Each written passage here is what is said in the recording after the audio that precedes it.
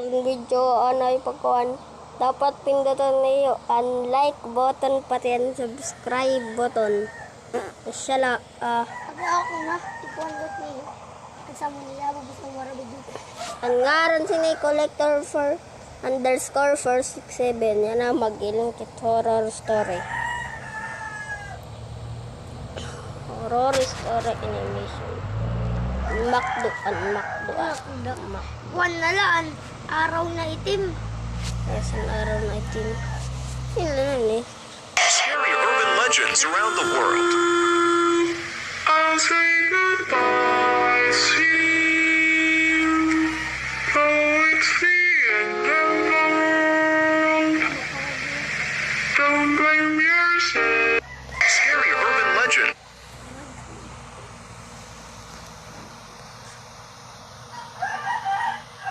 Bagong Hira ko lipat, kailangan aswang.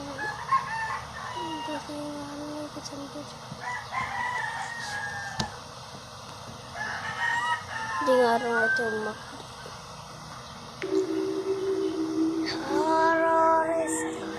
Nanan nga deterred. Ha? Wala man.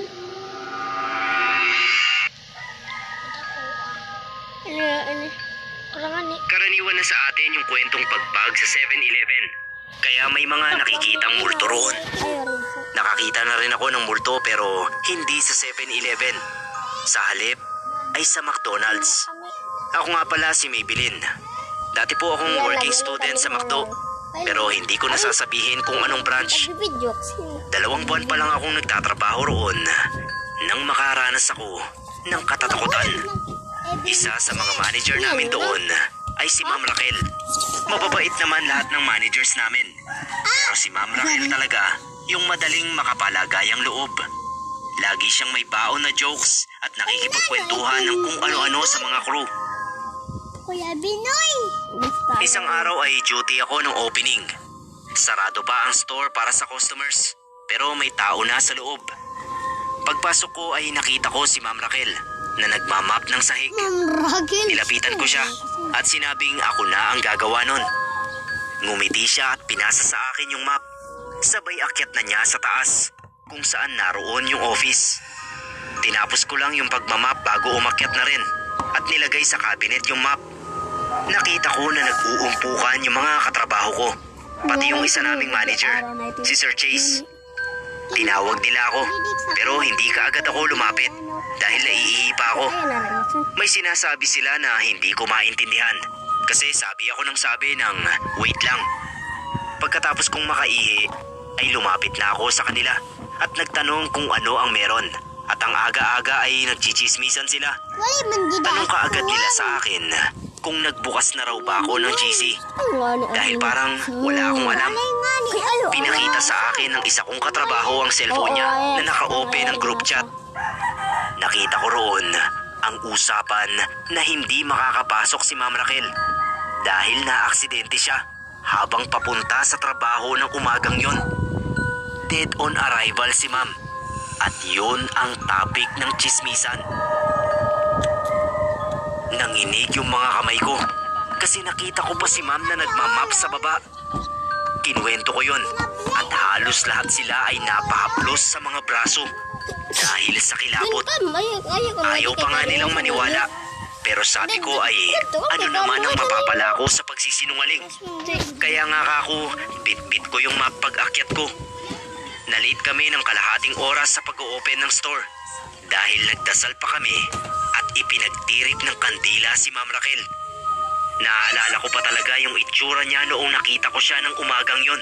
Wala talagang makakaisip na multo na lang niya yon dahil ang ganda-ganda pa ng ngiti niya. Pag naaalala ko yon, palagi kong naiisip na ang bilis lang talaga ng buhay ng tao.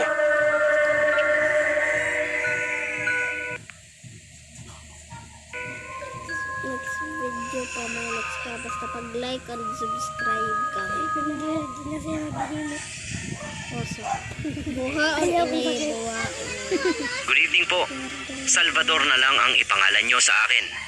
Gusto ko lang din po sanang mag-share ng nakakatakot kong experience. 2009 pa po ito nangyari, pero hindi ko pa rin nakakalimutan hanggang ngayon. Medyo weird at creepy na experience para sa amin ang ate Banji ko. Ano? Galante ang ate Banji ko. Nanlilibre lagi tuwing sweldo.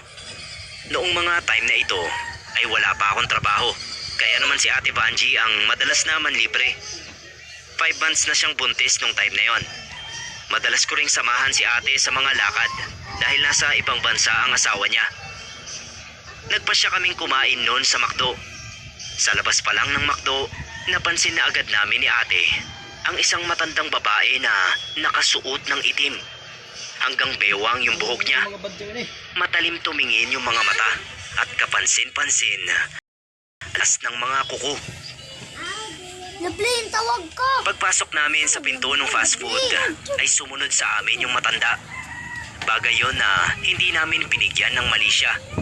Pumila kami ni ate. Si ate ang pinauna ko dahil siya ang magbabayad ng order namin. Nung sumunod sa akin yung matanda ay doon na ako nakaramdam ng kakaiba. May dalawa pa kasing pila na mas maikli dahil mas mabilis ang cashier.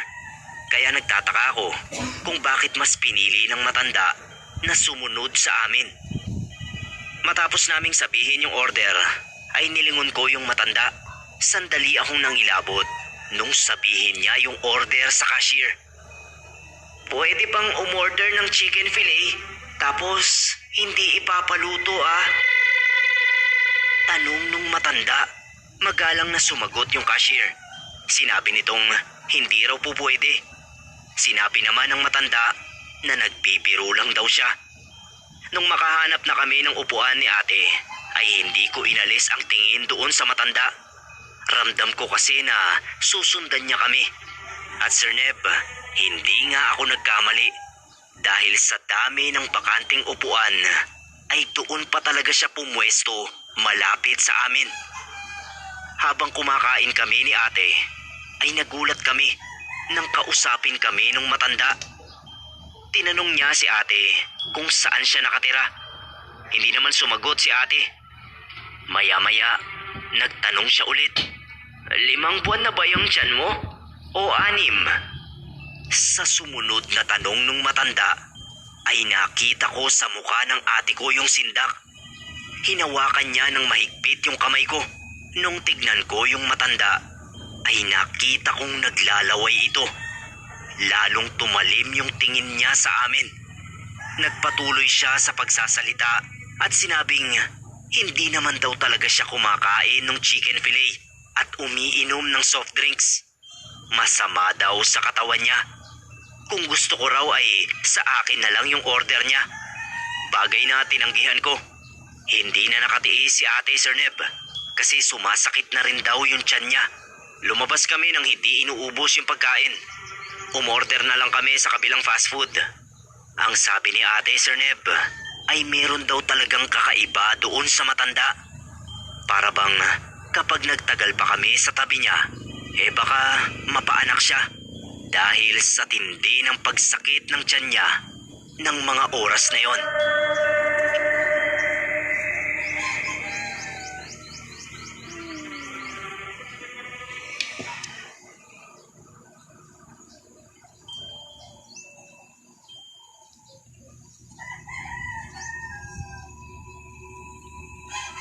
Hi mga kapasta, ako po si Joel.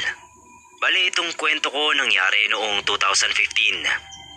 Katatanggap ko lang noon sa trabaho at bilang celebration na rin, nagkayayaang mag-inuman. Dapat 1 AM uwian na, pero nag-enjoy yung iba kong kasama, kaya umabot pa kami hanggang alas 4 ng madaling araw. Bago umuwi, sabi nung isa naming kasama, magkape raw muna kami, pampatanggal ng tama. Kaso nga lang, wala nang bukas na coffee shop. Kaya nung may madaanan kaming McDo, nagkasundo kami na doon na lang magkape. Pagpasok namin, nakapagtataka Sir Neb.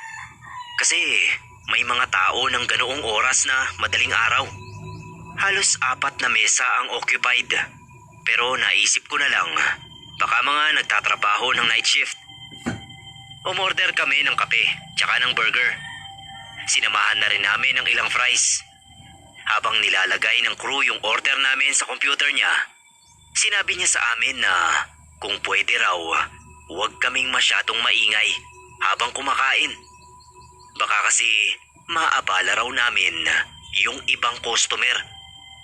Umuo naman kami, pero pagpunta namin sa table, pinag-usapan namin kung bakit sasabihin pa sa amin yon nung crew. Nawirduhan lang kami. Habang kumakain, hindi ko mapigilan ang sarili ko na tignan yung mga tao sa kabilang table namin. Hindi ko alam kung bakit pero medyo masama ang pakiramdam ko sa kanila nung papasok pa lang. Napansin ko rin na hindi sila nag-uusap-usap. Parang nandoon lang talaga sila para maupo. Tapos yung mga pagkain sa harap nila, hindi man lang nabawasan. Ganon din yung sa ibang table. Medyo kakaiba nga, Sir Neb. Kasi mukhang hindi naman pagkain galing sa McDo yung nakalapag sa harap nila. Dahil nga sa sabi ng crew, mahina lang yung mga kwentuhan namin. Nalibang kaming lahat sa pag-uusap hanggang sa napansin ko na wala na yung mga tao sa katabi naming mga table. Lahat sila parang naglaho na lang bigla. Kinalabit ko yung mga kasama ko. Tapos tinuro yung mga nawalang tao sa table. Nagkatinginan kaming lahat. Kasi kung lumabas na yung mga tao, dapat narinig sana namin na naglakad sila o nabuksan yung pinto ng McDo. Pero wala, Sir Neb. Paglabas namin sa parking lot, may isang crew doon na nagsisigarilyo. Kinausap niya kami. Sabi niya, pasensya na raw kasi hindi nila sinabi na yung mga kasama namin kanina ay mga kaluluwa na lang. Actually, hindi raw sila sigurado kung anong mga nilalang talaga yon. Basta napansin na lang daw nila na kapag madaling araw na ay bigla na lang lumilitaw yung mga taong yon. Tapos makalipas lang ang ilang minuto ay bigla na lang silang nawawala.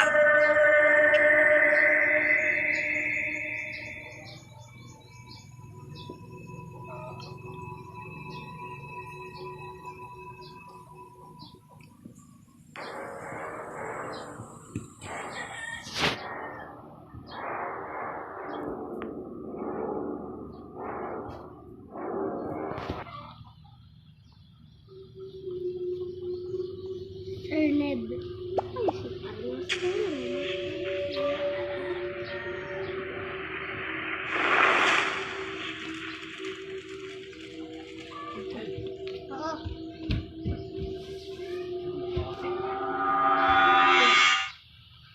Michael po ang pangalan ko.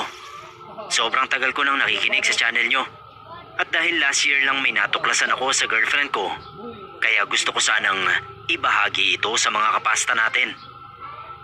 Last year August, ang 5th year anniversary namin ng girlfriend kong si Rose. Pareho po kaming nasa late 20s na at nag-iipon pa rin para sa future.